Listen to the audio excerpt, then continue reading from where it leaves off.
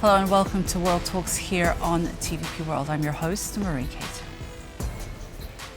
The coalition of the willing convened in London on Friday, hosted by British Prime Minister Keir Starmer. It was another opportunity for allies to come together to reaffirm support for Ukraine. The meeting followed a day of discord in Brussels, where the European Union failed to reach agreement again on how to utilize frozen Russian assets. So, where does the Ukraine-Russia peace process stand amid these developments? To help us analyze the latest, we're joined by Rostyslav Khotin, a senior editor at RFE-RL's Ukrainian service. Hello, and thank you very much for joining us. Hello. So the working week ended with the London meeting of the Coalition of the Willing, but in the broadest sense of moving forward with peace for Ukraine, do you think that any real progress has been made? Yeah, I mean, the Europeans showed the unity in supporting Ukraine, that's trusting, and the Europeans are acting in coordination with Americans. That's the most important thing now. So that Europe and America are united in supporting of Ukraine. And it was no coincidence, or rather lucky coincidence, that at the same time the Europeans adopted the 19th package of sanctions against Russia, Trump imposed sanctions against Russian oil companies. The summit of the coalition of willing, some leaders were present offline, some online in London, was also important. Why? Because initially the coalition of willing was all about sending peacekeeping troops or reassuring force to Ukraine. And it was the sole purpose of the coalition of willing, this kind of contingent of Western troops which was meant to be sent to Ukraine. Now they broadened their agenda very drastically. For instance, now they are talking about providing Ukraine with long-range missiles with anti-aircraft possibility, air defense possibilities. Also, they discussed the unfreezing of Russian assets in Europe and providing and transferring them to Ukraine to increase defense of Ukraine with frozen Russian money, and so on and so forth. So there is expansion of the agenda of the coalition of willing from initial just peacekeeping contingent to other broad issues.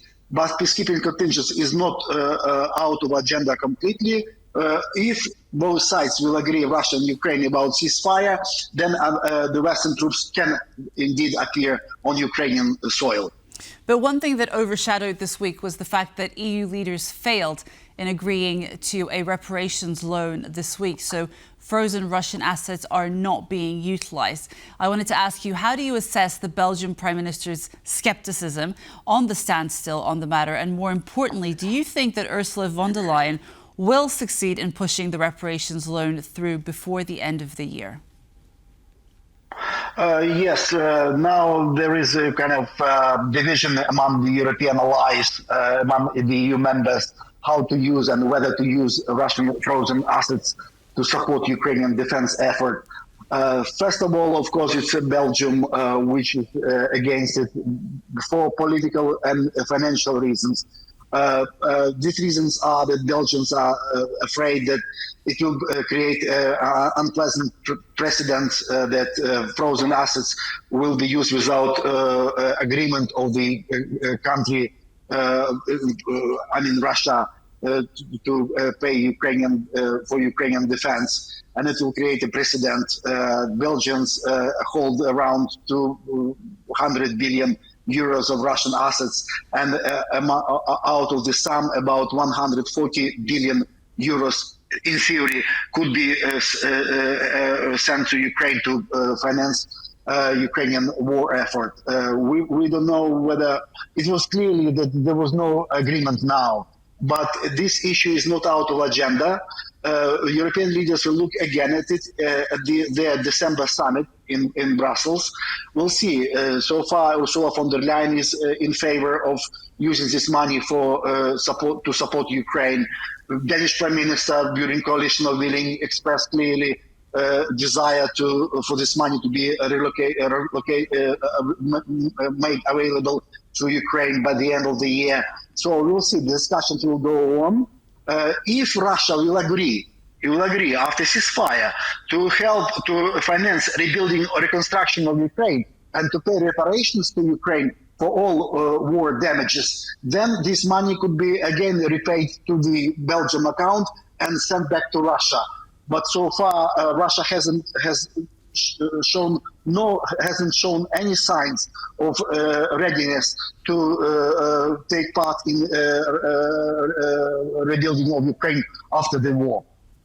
But how dependent is Ukraine on the success of implementing this reparations loan framework? We have a lot of support coming from different countries, but this particular amount of money, how important is it in terms of moving forward? Initially, it was meant that this money will be used for rebuilding Ukraine after a peace deal, not just ceasefire, but after peace deal, when a big rebuilding of Ukraine, restoration of Ukrainian industry, cities, and so on and so forth. And this money could be used to support a restoration or rebuilding of Ukraine after the war. But now the urgent needs of Ukraine for money, for defense purposes, for weapons, for missiles and anti-aircraft, anti-air defense systems, it's a pressing issue for Ukraine now. So Zelensky now wants to use this money immediately, straight away, for defense purposes, not just rebuilding Ukraine in the distant future, but now, already now, for defense purposes. That's where the urgency comes from Ukrainian financial needs, their financial needs for defense aims for defense purposes now. So that's why Kyiv also is pressing European allies, European Union members to release this money and to also pressing Belgium to agree to release this money for defense purposes now. Okay. Now, moving on a little bit, where do you think that Trump stands? What is his position? Do you think that he will actually deliver on the Tomahawks?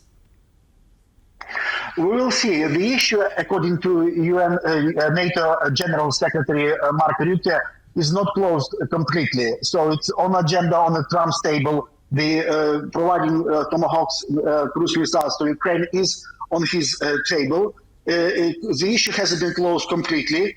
It's still up to Americans to decide. Zelensky even suggested that Europeans could provide their Tomahawks from their stocks. But the thing is, the problem is that not so many countries do have the Tomahawks in their arsenal, military arsenal, to provide to Ukraine, especially land-based Tomahawks. This American monopoly.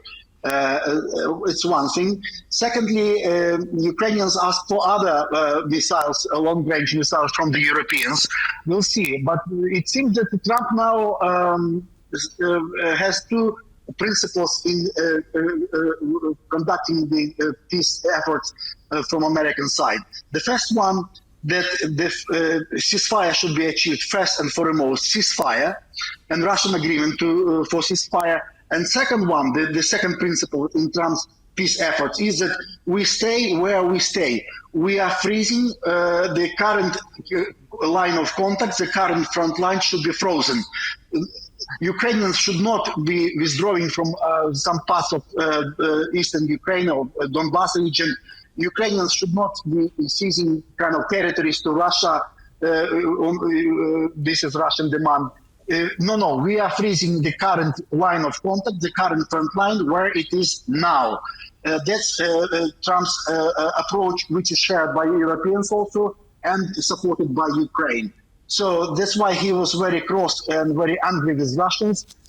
He wanted to hold this summit with Putin in Budapest, but after phone conversation between Secretary of State Marco Rubio and Russian Foreign Minister Sergei Lavrov, it was clearly that Russia does not accept these approaches, these principles. And Americans saw no point of organizing a direct meeting, one-to-one meeting between Rubio and Lavrov, and Trump scrapped the Budapest summit for a while. There will be no summit, Russian-American summit in Budapest in foreseeable future. Maybe later, but not now, because Russia has shown no signs of accepting the reality that Ukraine will not abandon any territories which are not occupied by Russia, and that the current front line should be frozen where it is now. The London meeting on Friday secured more missiles, aircraft and training for Ukrainian soldiers, and that was the signal that we got from the press conference. But the coalition appears to be determined to bring Russian President Vladimir Putin to the negotiating table. Do you think that anything concrete happened this week that might actually bring him closer to doing that? I think that coordinated effort by the Europeans and Americans is making difference.